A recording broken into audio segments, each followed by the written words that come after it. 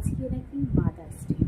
তো আমি মা শব্দটা দেখতে বড্ড ছোট, কিন্তু তার গুরুত্ব বা বহন করার দায়িত্বটা অতটাও সহজ না। যারা বহন করছে, যারা মা হয়েছে, যারা ভবিষ্যতে হবে, তারা বোধহয় এর গুরুত্বটা বুঝবে। প্রতিটি মেয়েই বোধহয় এই গুরুত্বটা অন্য একরকম। মেয়ে থাকা, বউ হওয়া, বৌমা হওয়া বা মা হওয়া, সব কিছুর মধ্যেই মা ব্যাপারটা না একটা আলাদাই রকম। তো মা মানে মানে এই মা শব্দটার কোনো ব্যাখ্যা হয় না, আর কখনো আমি সেই সাহসও দেখাবো না এই শব্দটার অন্তত ব্যাখ্যা করার। এতটাও সাহস আমার নেই।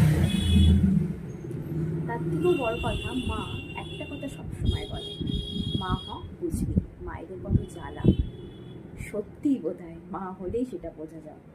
আমরা বোধহয় অতটাও বুঝতে পারি না, যতক্ষণ না মা হই, মা হওয়া ব্যাপারটা ফিল করি, ততক্ষণ বোধহয় বোঝা সম্ভব না।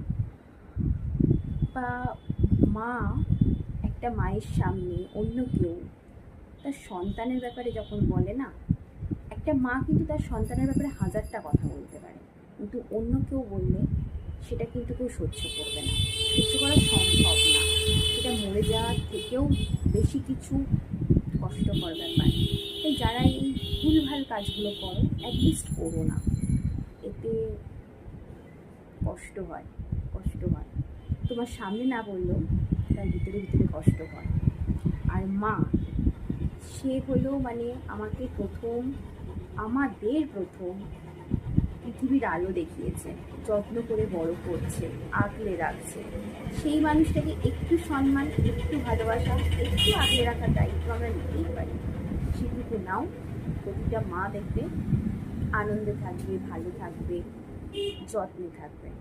একটুকুই তো চাওয়া, মায়েদের বেশি চাওয়া থাকে না, শুধু একটু ভালোবাসা, একটু আগলে রাখা, একটু আনন্দে রাখা, এটুকুই। আর পারলে মায়ের সাথে সময় কাটাও, ভালো লাগবে।